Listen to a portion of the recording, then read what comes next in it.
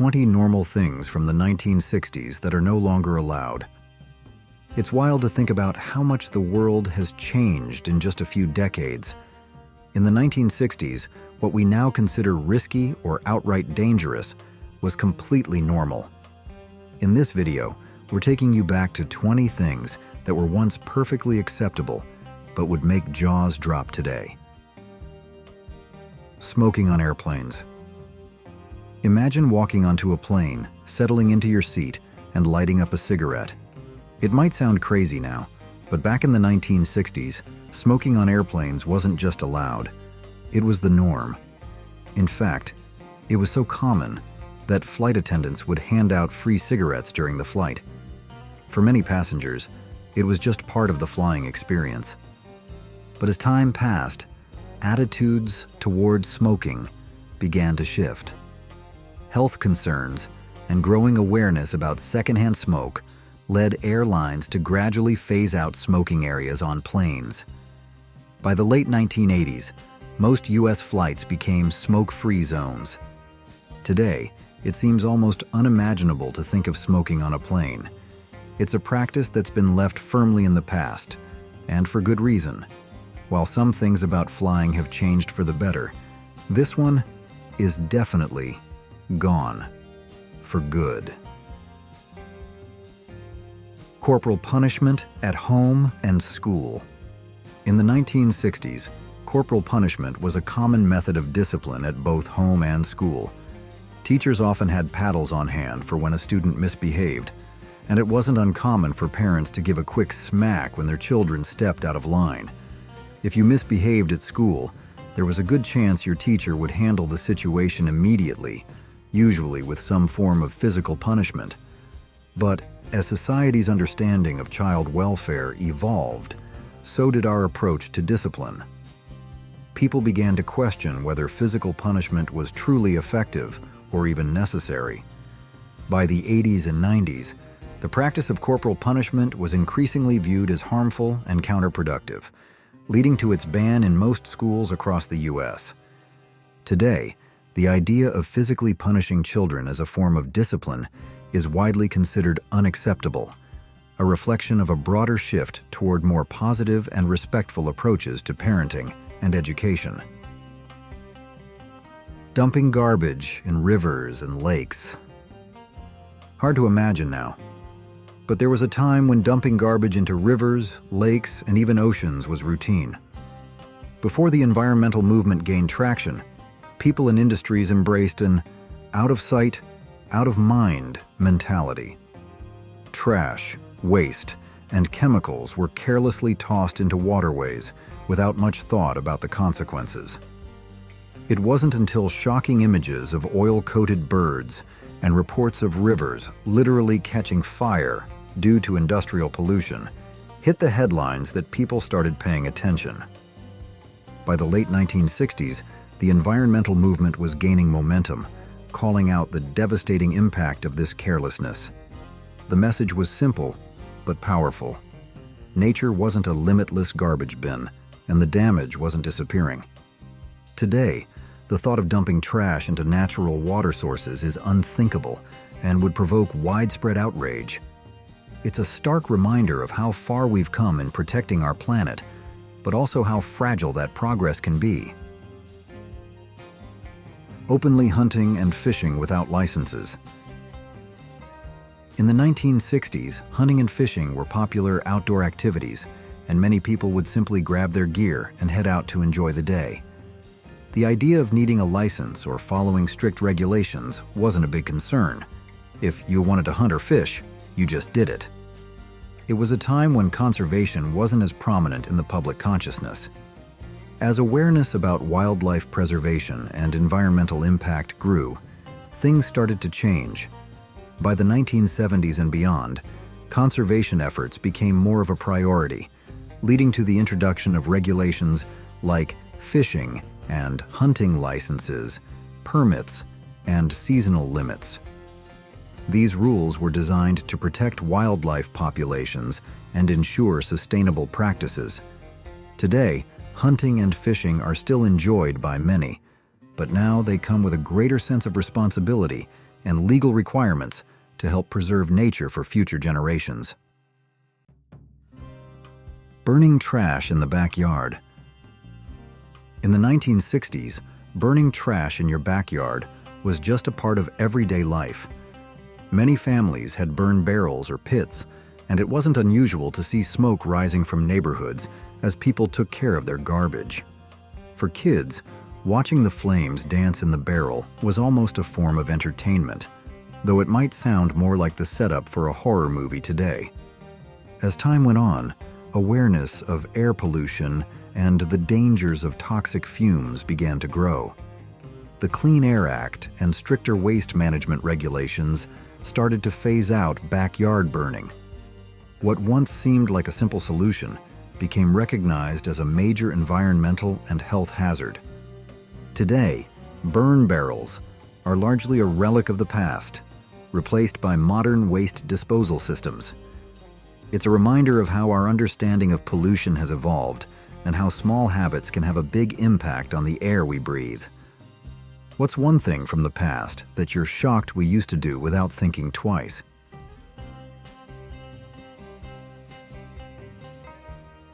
Unfiltered cigarette ads on TV. In the 1960s, cigarette ads on TV were as common as commercials for soda or cereal.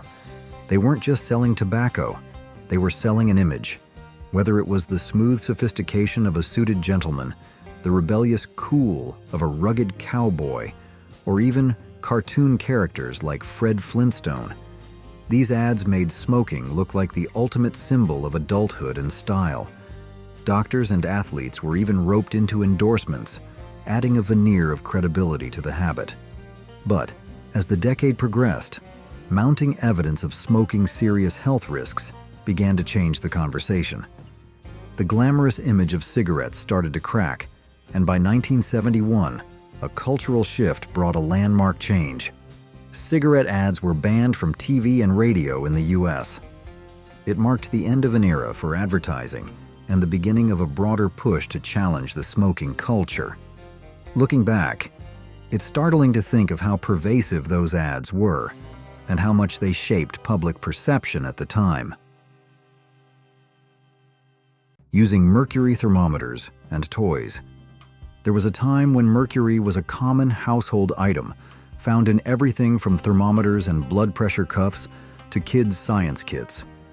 Its shiny liquid metal form fascinated children, and spills were often seen as more of a curiosity than a hazard. It wasn't unusual for kids to play with mercury, rolling it around with their fingers, completely unaware of the risks. Over the years, the dangers of mercury exposure, such as its toxic effects on the nervous system, became widely known. Gradually, schools, homes, and medical facilities started phasing out mercury-containing items.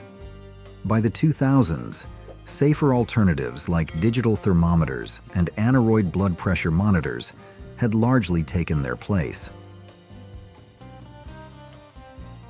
No speed limits on rural roads. Picture cruising down a quiet country road, the open landscape stretching out before you, and no speed limit signs to slow you down. On many rural roads, especially in the past, there were no restrictions on how fast you could go. It wasn't just about getting from one place to another. It was about the thrill of unrestrained freedom, an open invitation to test the limits of your vehicle and your nerve. However, as traffic increased and safety concerns became harder to ignore, the lack of regulation started to cause problems. Accidents on these open roads highlighted the risks of unchecked speed, leading to calls for greater oversight. Over time, speed limits were introduced to improve safety and bring a sense of order to rural travel. Today, the idea of a road without speed limits feels almost unimaginable. What was once a symbol of ultimate freedom has been replaced by a focus on responsibility and safety, reflecting a broader shift in how we view transportation and public welfare. Selling candy cigarettes for kids. In the 1960s, candy cigarettes were a popular treat, especially for kids. These sugary powdered sweets were made to look like real cigarettes, complete with a white paper wrapper and a red tip that looked like it was burning. Back then, no one thought twice about it. It was all just harmless fun, a way for kids to mimic adults and play pretend. But fast forward to today, and it's hard to imagine candy cigarettes even being allowed on store shelves. The growing awareness of smoking's serious health risks and its harmful effects on children led to a shift in how society viewed these candy treats. What was once considered innocent is now seen as an unhealthy influence. By the late 20th century, candy cigarettes had mostly vanished from stores. They've become a symbol of how our understanding of health and safety has evolved, and how practices that once seemed harmless can be reevaluated as we learn more about their impact. Unsupervised trick-or-treating. Halloween in the 1960s was a much simpler, more carefree time for kids. They'd put on their costumes, wave goodbye to their parents, and head out into the neighborhood with friends, trick-or-treating, until their bags were full. There were no watchful eyes or set curfews, just the excitement of running door to door, collecting candy from neighbors without a single adult in sight. But as the years went by, concerns about safety began to grow. Stories about tainted treats and other dangers led parents to become more cautious, and trick-or-treating evolved into a more supervised event.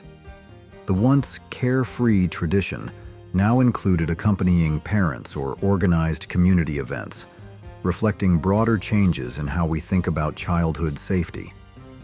Today, it's hard to imagine letting kids roam the streets alone on Halloween.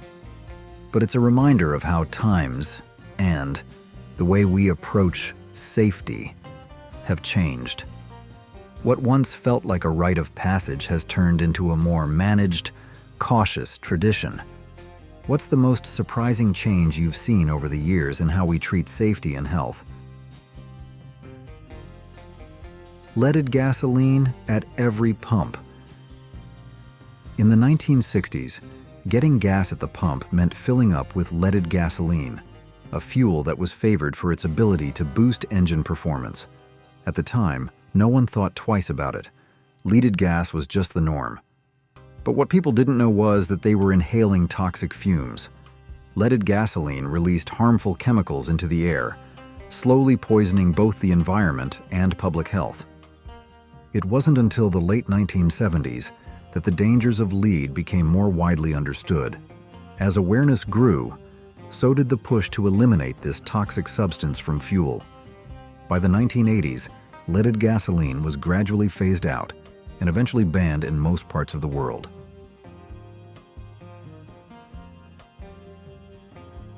Parents smoking around kids. Imagine this. It's a cozy family movie.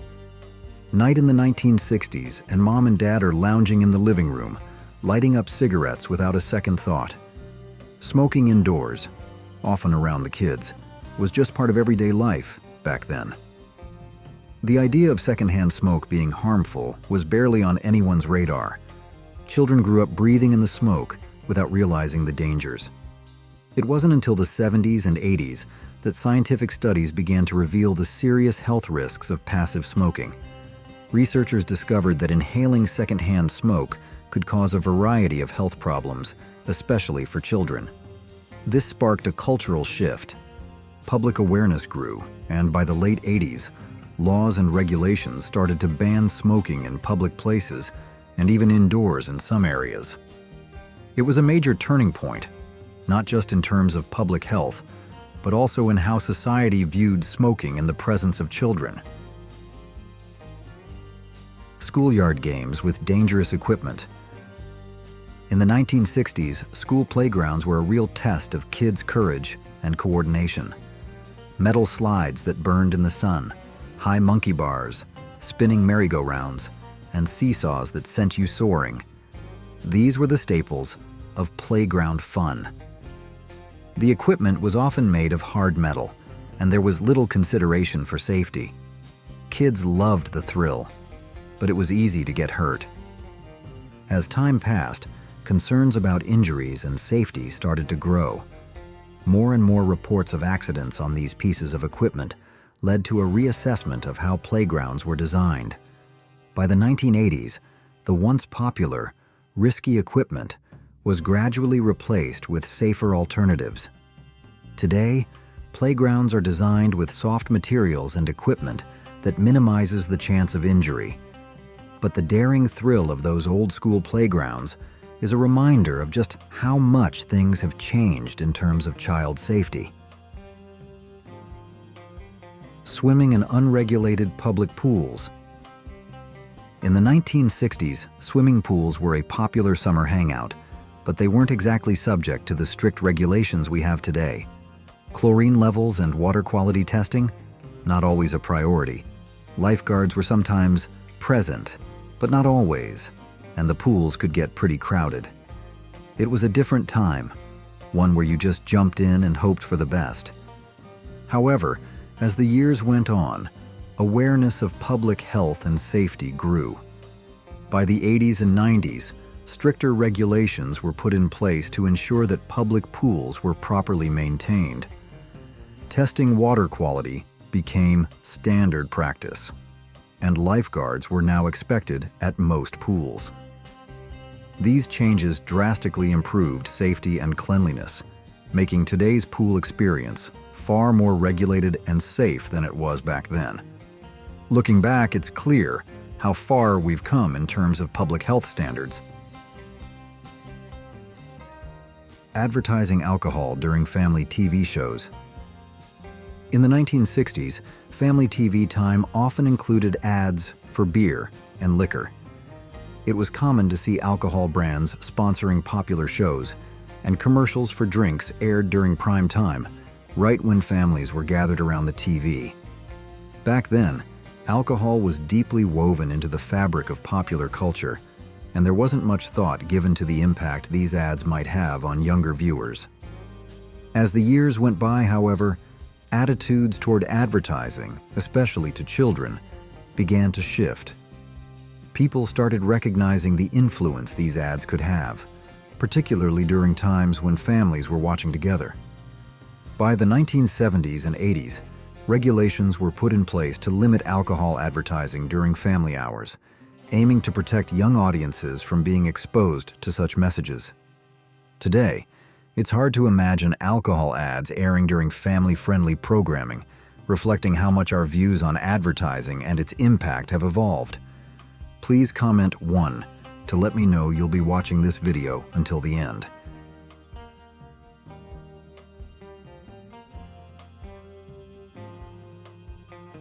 Driving without car seats for kids.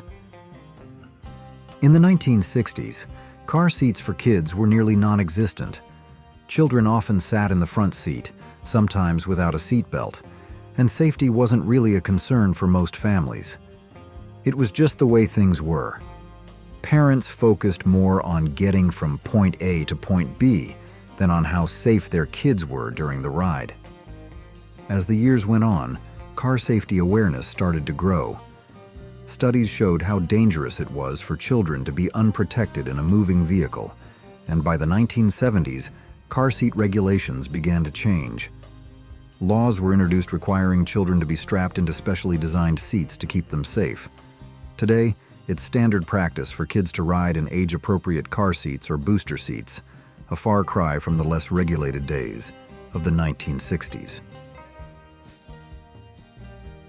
Using lawn darts for outdoor games.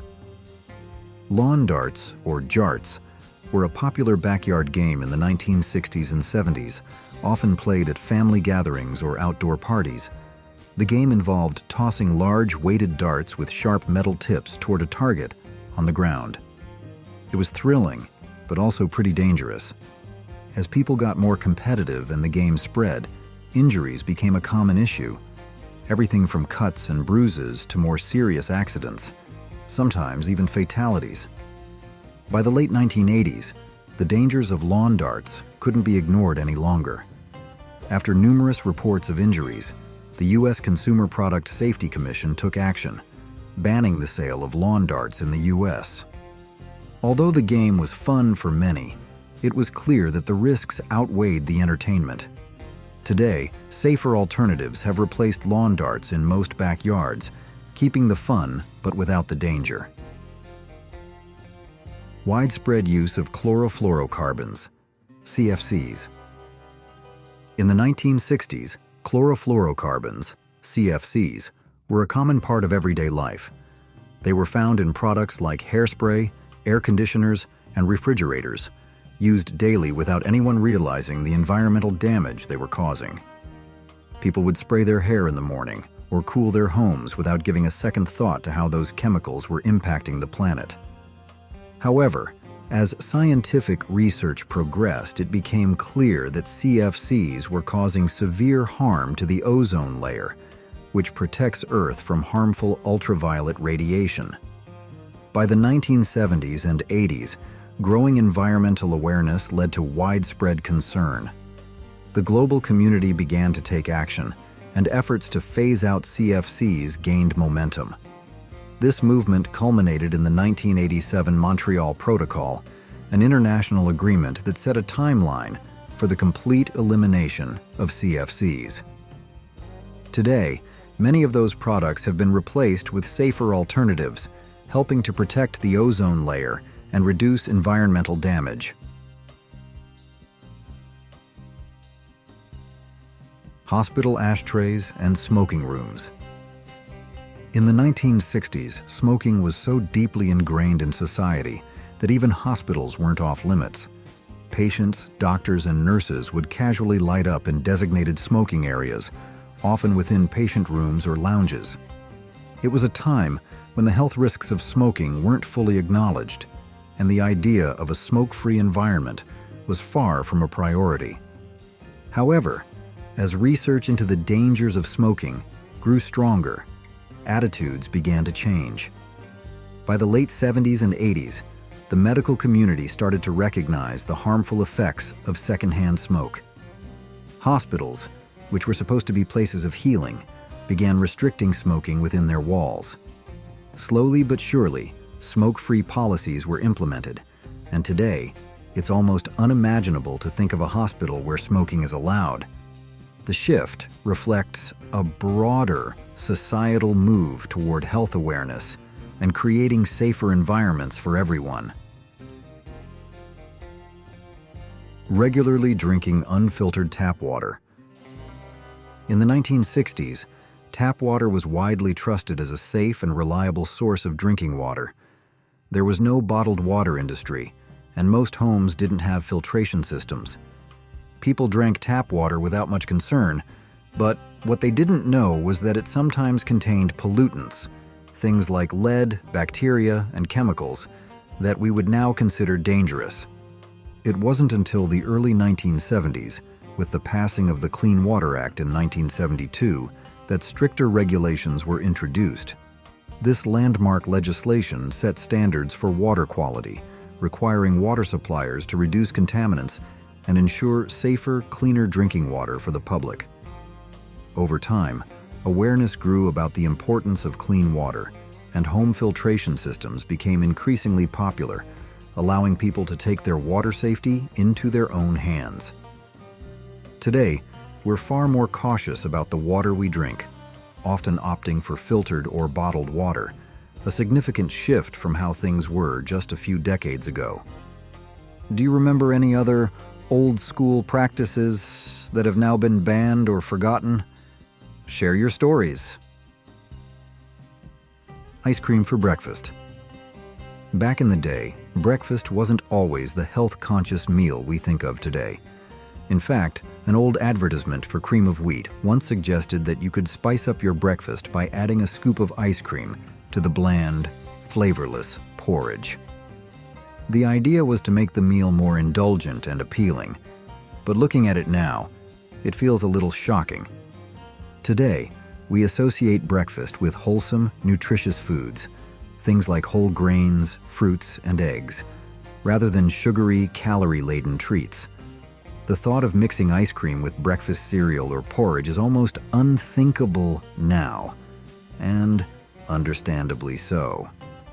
We've learned a lot about the importance of starting the day with healthy foods, and the idea of starting the morning with a scoop of ice cream would probably leave most of us cringing. It's a perfect example of how our approach to food and nutrition has evolved over time. Lead paint.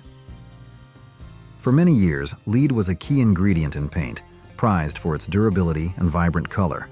It wasn't until the late 1970s that the dangers of lead poisoning became widely recognized, leading to a ban on lead-based paint in the United States, except for road markings. At the time, people didn't realize the severe risks associated with exposure to lead, especially for young children who could suffer from developmental delays and other health issues. Today, we know better. Lead paint is virtually non-existent in newly painted homes, and if it is found, it's often due to violations of the law. Getting access to lead-based paint is difficult, and for good reason. It's linked to all kinds of medical problems, including neurological damage. As a result, there are strict regulations to ensure that homes and buildings are lead-free, particularly when it comes to protecting vulnerable populations like children and pregnant women. It's a stark reminder of how awareness and safety standards have evolved over time. Encasing everything in Jell-O. In the 1960s, Jell-O wasn't just a dessert. It was the centerpiece of many meals, particularly when entertaining guests. It was almost expected to find a dish or two where savory ingredients, like meats, vegetables, and even seafood, were suspended in gelatin. Take, for example, the infamous 1967 jellied lamb salad, a combination of lamb and gelatin that seems like an odd pairing by today's standards. But back then, this was considered a culinary delight. This strange tradition was part of the mid-century fascination with convenience foods and bold, experimental cooking. The idea was to create something visually striking and novel, often using Jell-O's vibrant colors to create a festive atmosphere. Today, however, this odd culinary practice has largely disappeared from modern kitchens, and many are thankful for that. The idea of encasing savory foods in gelatin is a relic of the past, one that we can look back on and chuckle about, but are glad to leave behind. It's a reminder of how food trends can shift over time, sometimes in surprising and amusing ways. Separate want ads for women. In the 1960s, gender-specific job ads were a common feature in newspapers, with separate want ads for men and women. This practice reflected the widespread belief that certain jobs were inherently suited to one gender or the other. Men were often sought for physically demanding roles, while women's ads were typically for office work, teaching, or clerical positions, jobs seen as more appropriate for their gender. The separation was grounded in outdated stereotypes, reinforcing the notion that men were stronger and more capable of heavy lifting or leadership, while women were better suited for nurturing or administrative tasks.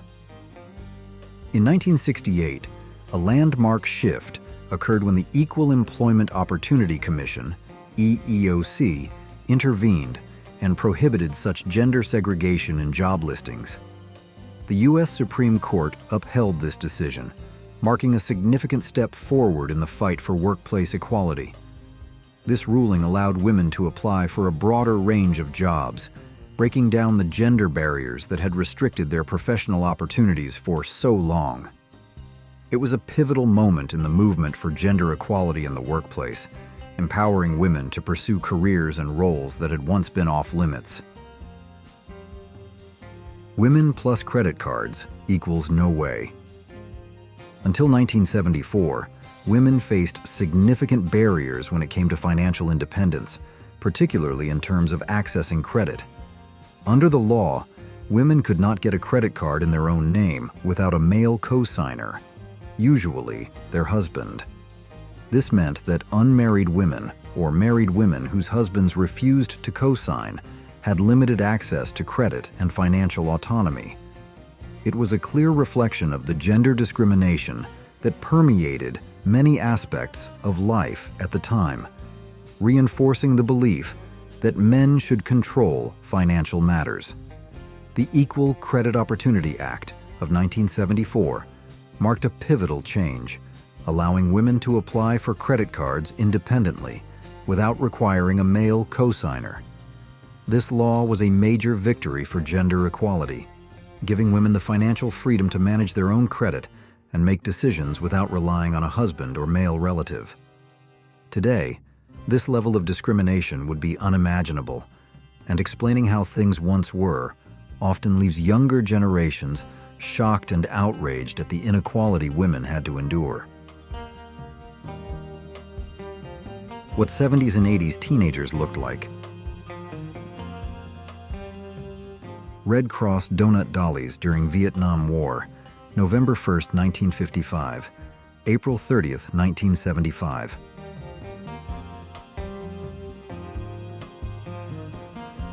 Remember when we used to be so healthy?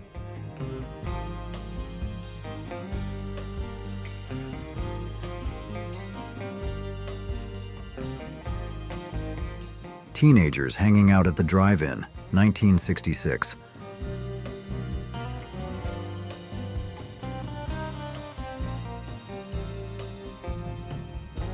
Retro diner.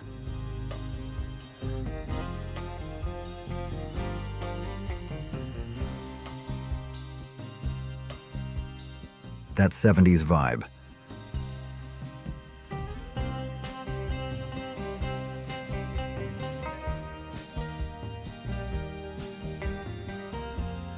Students play in the wind during a school excursion on the Staten Island Ferry, crossing Upper New York Bay in June of 1973. Target in 1966.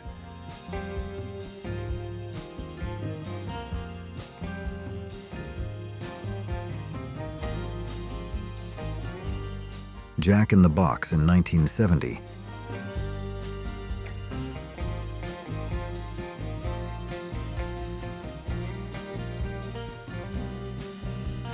Needle Park.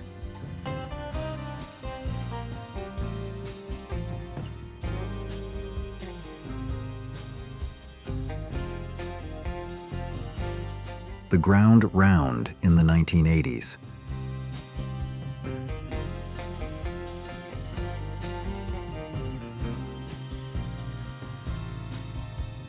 The Electric Mix.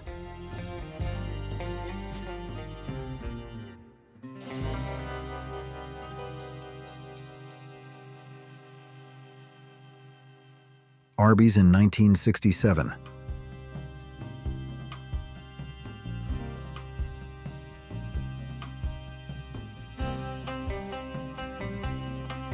A video store near Times Square, 1981.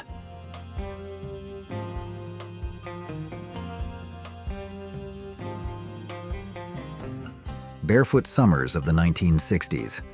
Freedom on a skateboard and sunny roads.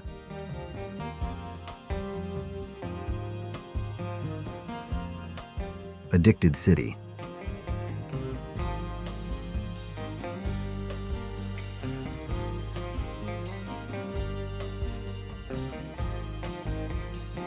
Chick-fil-A in Greenbrier Mall in Atlanta in 1967.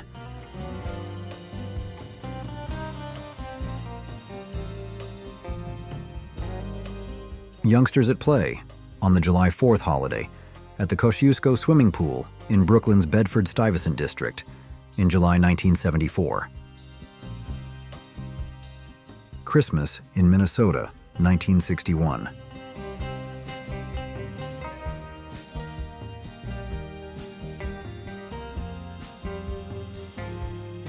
Public payphone stalls in use at Broadway and 34th Street in May of 1973. The first handheld mobile phone call in history was made 1 month prior to this photo in Midtown Manhattan in April 1973, when Martin Cooper, a Motorola researcher, made a call to his chief competitor, Dr. Joel S. Engel, head of Bell Labs. Bob's Big Boy in 1977.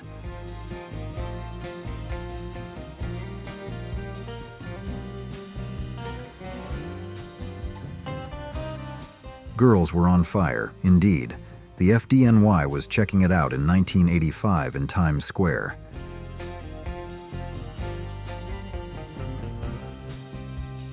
Keg parties in the 1970s were the ultimate expression of youth and freedom.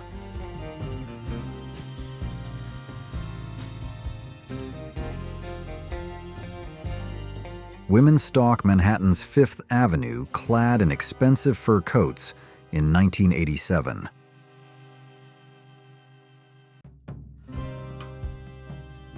Kmart in the 1970s.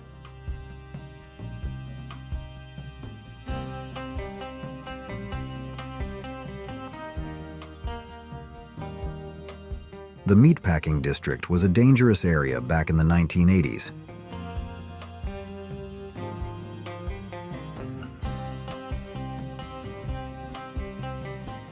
Idled traffic heading north on 6th Avenue, Avenue of the Americas, near 42nd Street, April 1973. Hanging out in the high school parking lot, 1970s.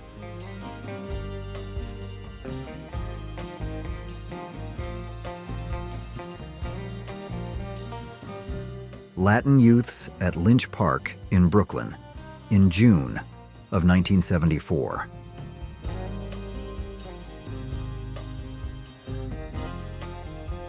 If you could put the 1970s in a single photo,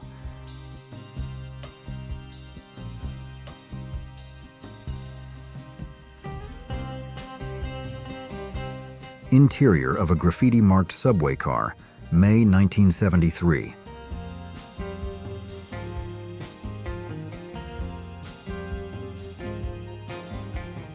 '60s snow for Christmas. It's every child's wish for Christmas morning.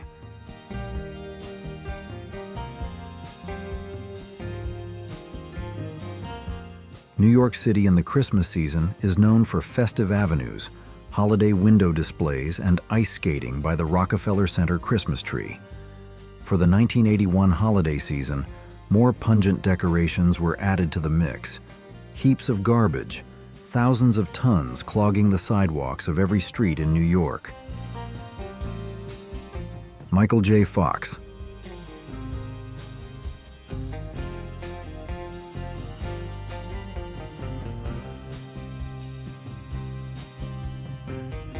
The Playpen Shop near Times Square shuttered in 2007. A Shake Shack has since opened in its location, 8th Avenue and 42nd Street. Ouch, that bar in the middle hurts.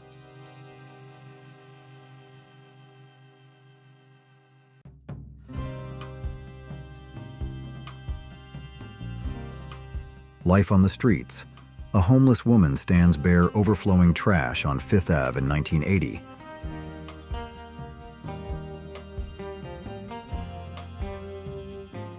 '71.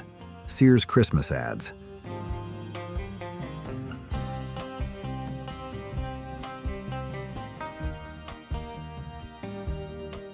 Sears in December 1967.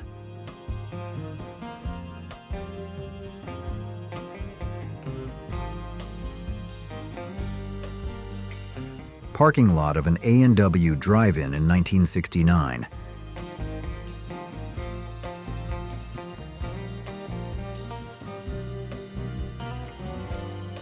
The World Trade Center stands above Lower Hudson River shipping activity, seen from the Staten Island Ferry in May of 1973. Burger King, commercial cast. Sarah Michelle Gellar, Leah Thompson, and Elizabeth Shue, December 1982.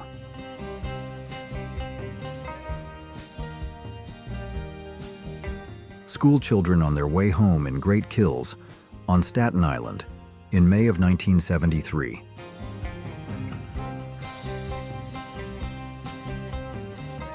Carol's Restaurants in the 1960s, a chain with 150 locations in New York and Pennsylvania.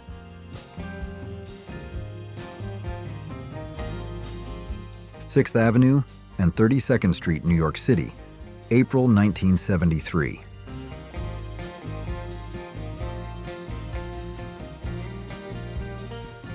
Who remembers candy stripes at the hospital?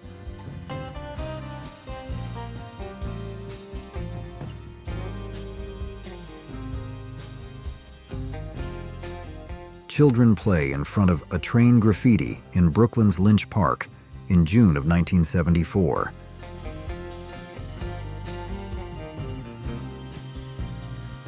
Holding your mom's cigarette while she zips your coat.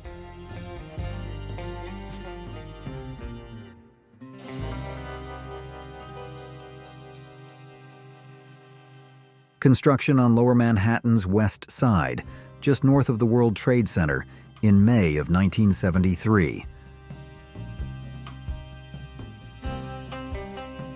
If you know who this is, you were probably a teenager in the 80s.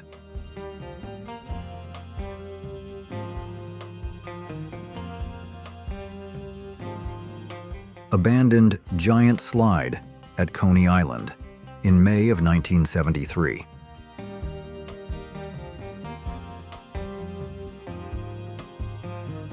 What concert they going to?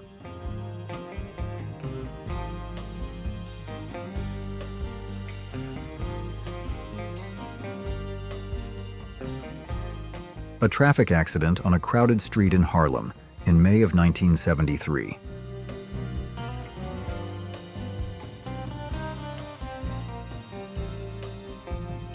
A drive-in theater from the late 1960s.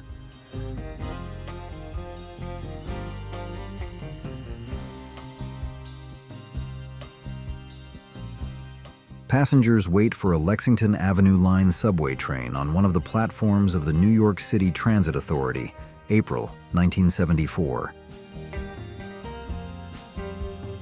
A family harvesting homegrown veggies in 1975 when seeds were pennies and gardens were family treasures.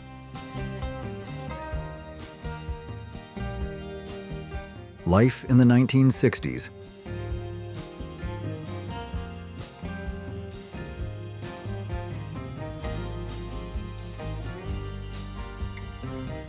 New York, 1980s.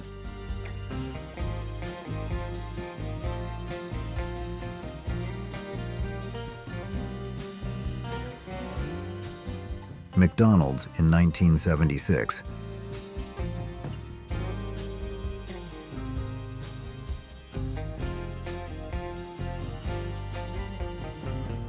The meatpacking district back in the 1980s and in 2018.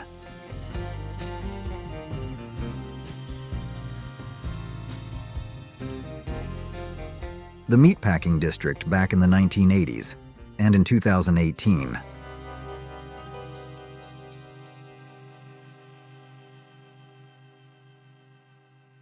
McDonald's in the 1960s.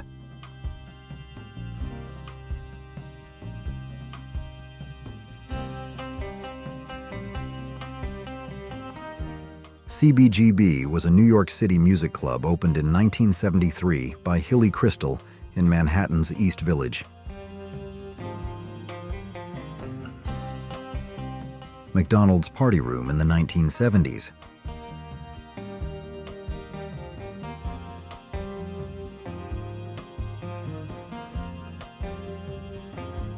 New York state of mind. Two children stare curiously at a homeless man as they walk with their parents on 32nd Street in 1981. Photo, Richard Sandler. McDonald's playground in the 1980s.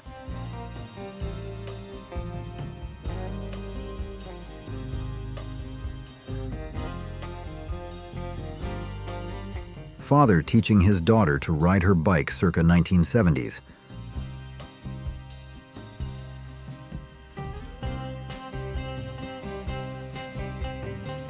The Star Wars fever.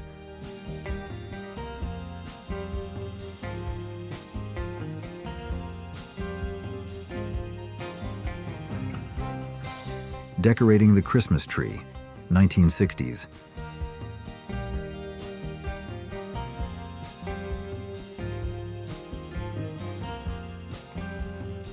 jumping over habit,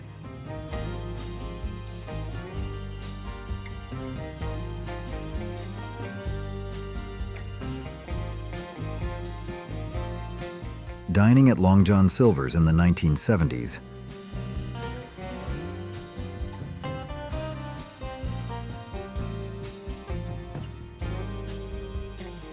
the graffiti era,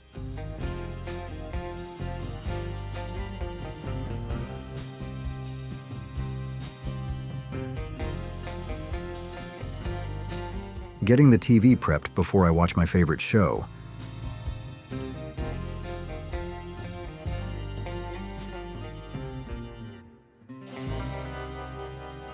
street and subway art,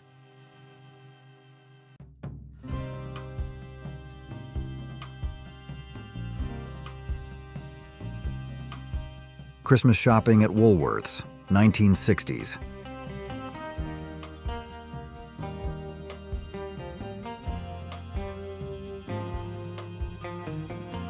The Twin Towers and Brooklyn Bridge in 1982.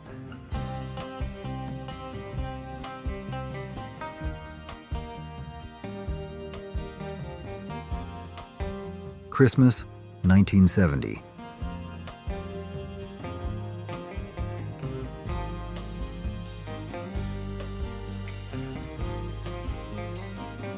Short shorts.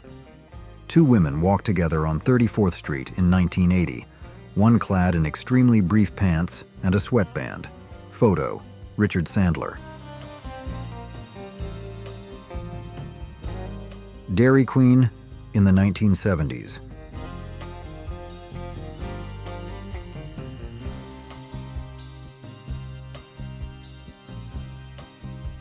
The Rate Race. Men in Briefcases shows rush hour at 57th Street as suited men head to work in 1980. Photo, Richard Sandler. 1970s Red Lobster menu.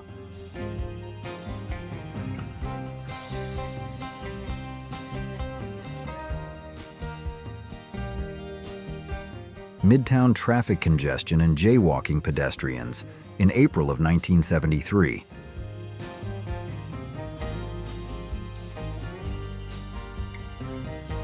A Plymouth GTX in the 1970s.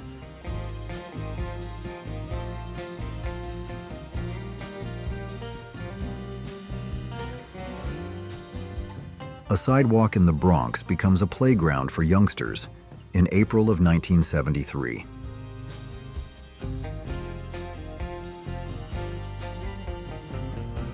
Burger King employees in the 1970s.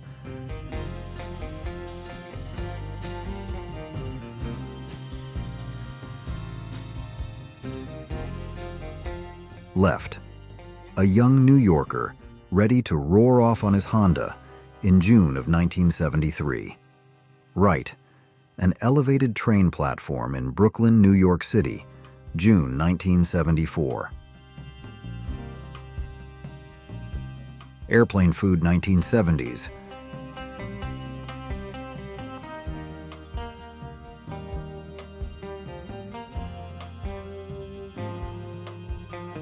Midsummer Evening Quilting Bee in Central Park, sponsored by the New York Parks Administration Department of Cultural Affairs in June of 1973.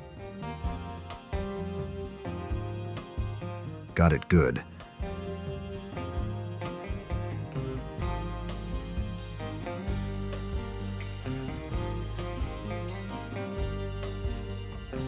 The Swinging 70s.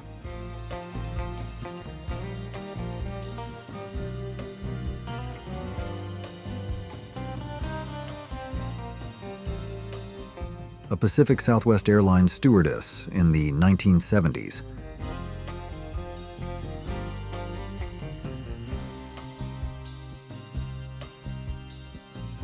This was Las Vegas in 1967.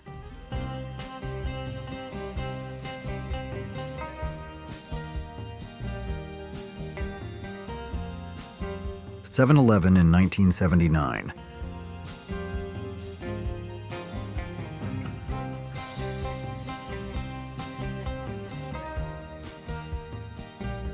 typing class. Anyone knows what era is this?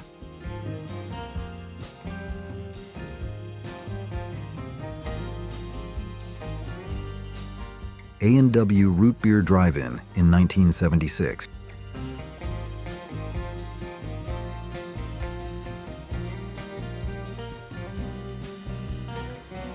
Venice Beach, 1979.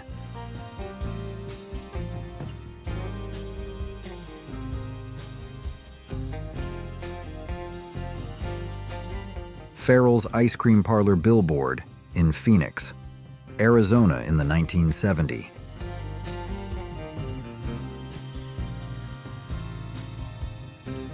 Waiting on the school bus in the 1970s.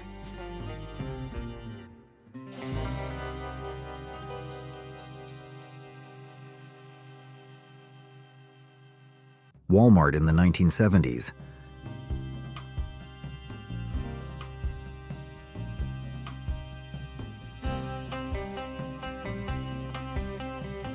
'60s Swanson's TV dinner.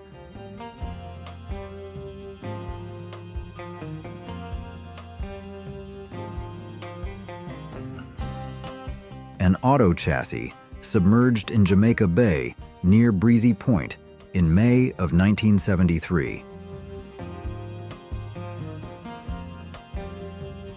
At age 11, in 1971, I got electric football for Christmas.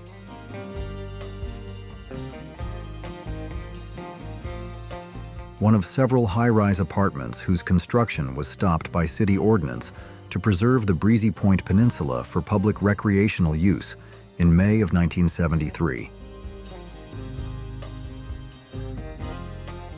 1976 was a good year.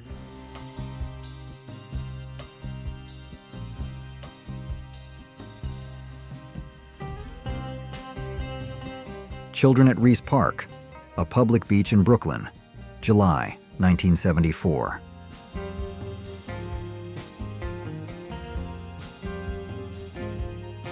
This screams 70s Christmas.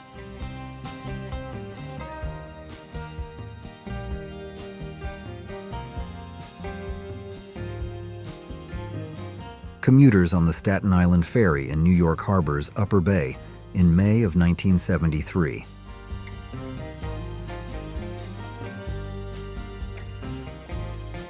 Bob's Big Boy in Glendale, California in the 1940s.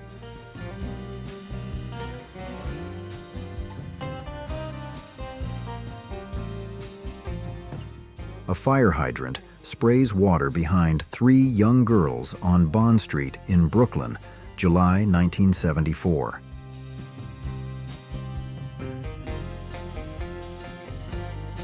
Burger King parking lot in the early 1970s.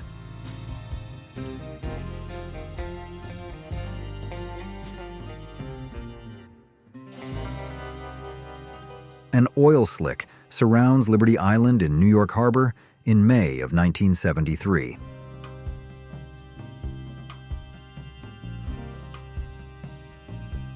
Cars parked along the seashore at Daytona Beach, Florida. Can you tell which year?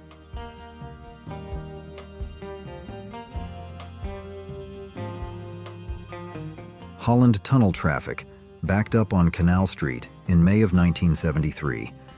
See this same spot today on Google Street View. Seattle in the mid-1970s.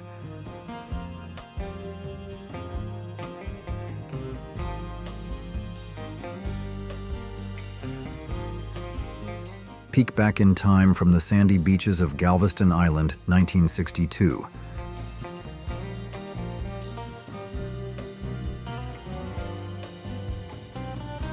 Service merchandise in 1985.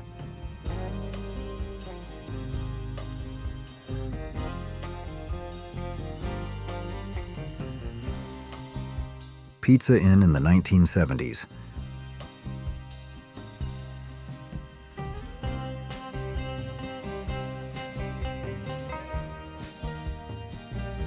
Shopping for cereal in 1973.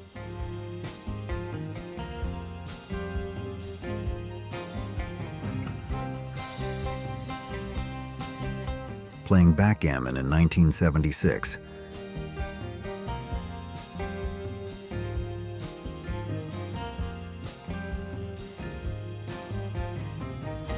Some great memories made watching cartoons like this.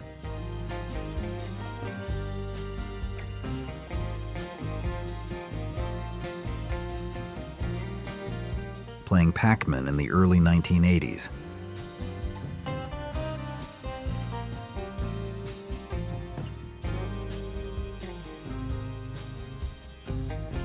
Stuckey's 1960s.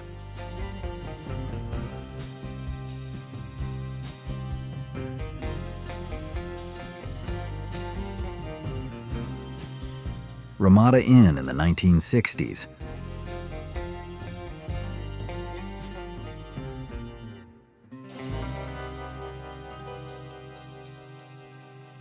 Summertime in the 1970s.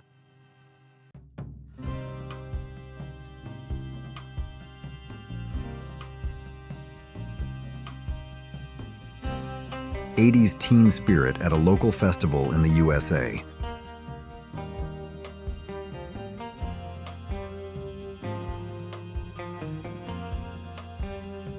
Beachgoers in Los Angeles, California, in the 1970s.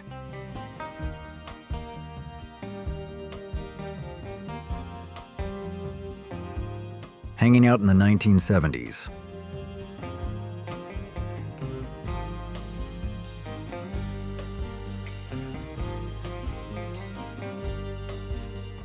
Manhattan Bridge Tower in Brooklyn, New York City, framed through nearby buildings in June of 1974. Grocery shopping in 1968.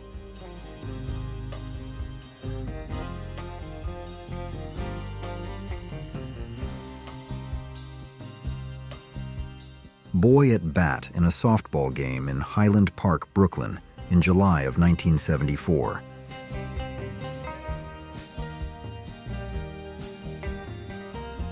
A&P grocery store in the 1970s.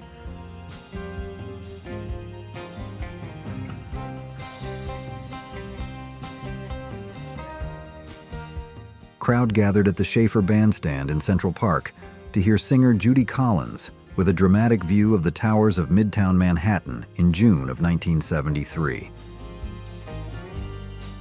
Bob's Big Boy in 1967.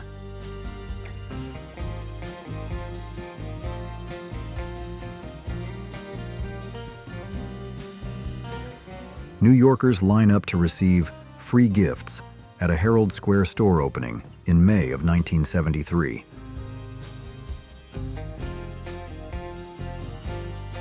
Life in the 70s.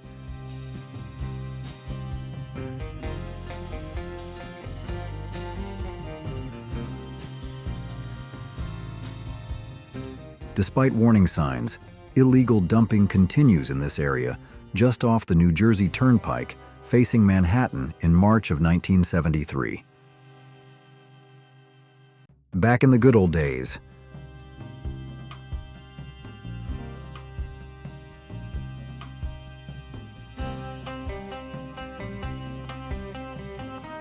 Apocalyptic East Village, 1980s.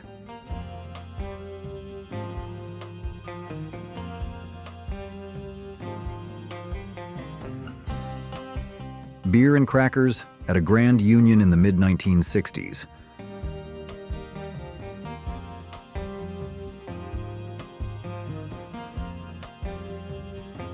A woman stands in the graffiti-covered carriage of the C train in 1985 as other commuters look on. Photo, Richard Sandler. Grocery shopping in 1978.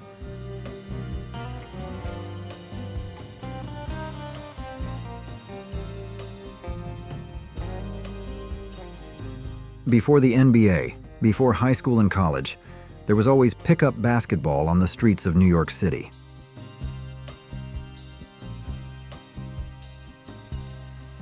Have you ever went Christmas tree cutting with your parents back in the day?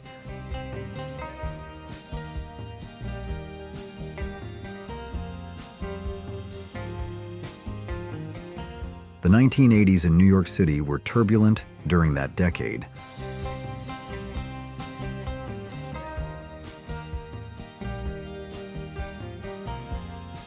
There are people alive today that have never known the joy of shopping for music at a cool music store.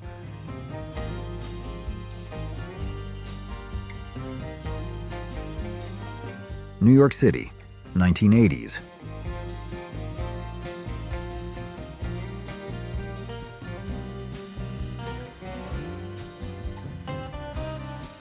In the 1970s, the crop top became a defining fashion trend, and it was everywhere.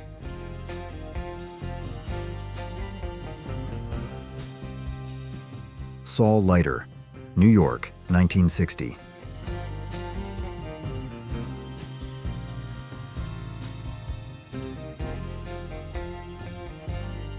The art of hitchhiking in the 1970s.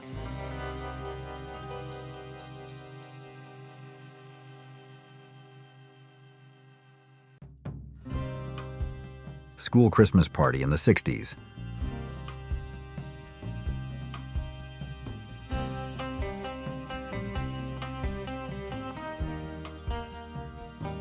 The boardwalk in Atlantic City in 1963.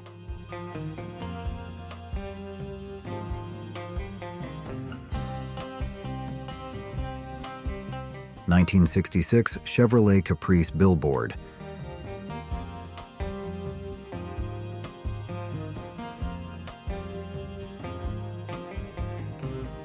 The ladies' department in Kmart in the early 1970s.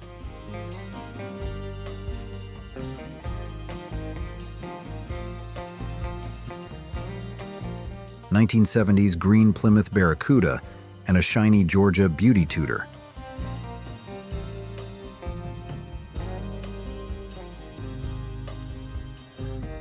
The Ronettes before opening for the Beatles in Cleveland, 1966.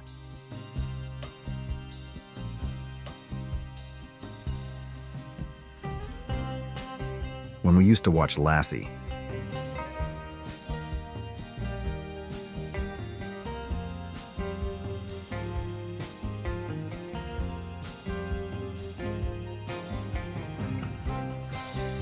That's a wrap on our trip down memory lane. Let me know in the comments if I missed anything from the past that would make you say, "What were we thinking?" If you enjoyed this look back, be sure to check out more videos in this series. Don't forget to subscribe and share with someone who'd love to reminisce too. As always, thank you so much for watching and joining us on this nostalgic journey.